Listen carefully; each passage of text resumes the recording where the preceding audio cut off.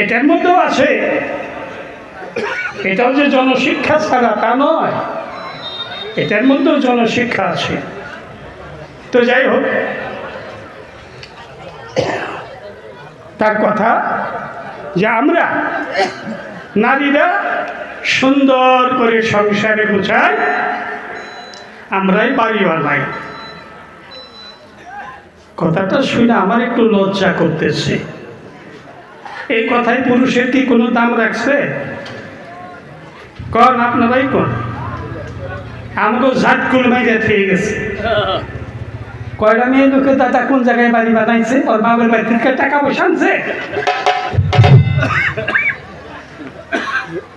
খাইটা বাজাইলা চাষা ওটা কই নেই, কইলা আমার হিন্দুরা খারাপ পায়। তো বলবার জন্য চাই নারীরা বাড়ি বানায়, নারীরা সুন্দর করে।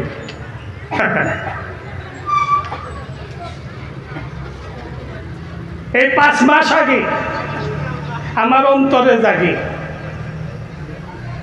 আমার এক শাস্ত চাষি, চাষার বাড়ি ভিটে বেঁচিয়ে ছাড়ছে। বাড়ি বানায় তো দূরের কথা, চাষার বাড়ি বিক্রি করিয়া ছাড়ছে। যদি হয় নারী, তাকে শতবার প্রণাম করি, আর যদি হয় নারী, তার মাথায় আপনারা মারবেন বাড়ি। এ কথাই পর্যন্ত ছাড়ি। দ্বিতীয়বারে আরেকটা কথা বলে আসরি, সন্তানকে শিক্ষা দেয় মা। শেখ ফরিদের কথা কইল, মায়ের নামাজি, ছেলে নামাজ পড়া শিখল।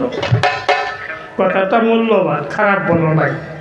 তবে আজকালকার মা আমি তা দেখি না। জায়গায় জায়গায় যাই যে দেখি আজকাল তাকে আবাদত হয়েছে দাদা মোবাইল। এই মোবাইল ছাড়াই আবাদত তারা বুঝে না। এই নারীরাই মাগো আপনাকে কইতেছি না, আপনাকে জাতের দানে কইতেছি।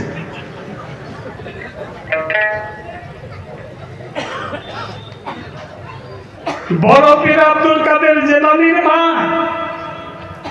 এমন পবিত্র ছিলেন, পৃথিবীতে অন্য কোনো মানুষের মুখ দেখে নাই, শুধু তার বাবার মুখ ছাড়া। হ্যাঁ,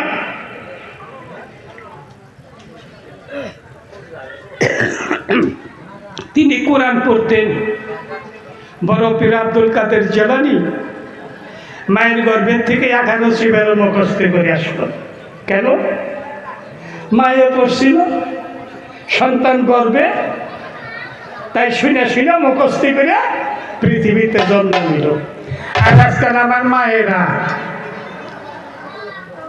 মোবাইল দেখে, সন্তান প্রসব হওয়ার 1 মাস পরে ওরা দেখতে মোবাইল ভিডিও করে আজকালকার বাচ্চারা। তাই মা, আপনাকেও করি প্রার্থনা, আল্লাহর ইবাদত করবেন, মোবাইল বেশি টিপাটিপি করবেন না, তাইলে ছেলে পেলে ভালো হবো না।